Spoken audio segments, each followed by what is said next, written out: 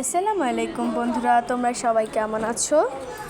আমরা সকলে রোজার শেষে ইফতারির সময় ফলের জুস খেতে পছন্দ করি। এখানে আমি নিয়ে নিয়েছি দুধ, মাঠা, তরমুজ, কলা, খেজুর, আপেল নিয়ে নিয়েছি এবং মিষ্টি দই নিয়ে নিয়েছিলাম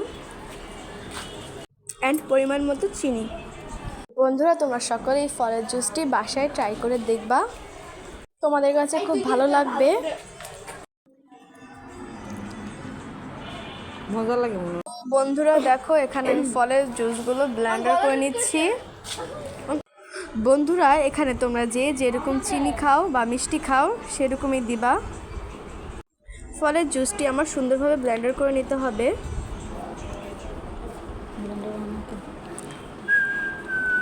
বন্ধুরা, আমার ভিডিওটি তোমরা কে কোথা থেকে দেখছো অবশ্যই কমেন্টে জানাবা। বন্ধুরা, তোমরা সকলেই জানো ফলের জুস আমাদের স্বাস্থ্যের জন্য খুবই উপকারী। দেখতেই পাচ্ছ বন্ধুরা, আমার ফলের জুসটি হয়ে গেছে।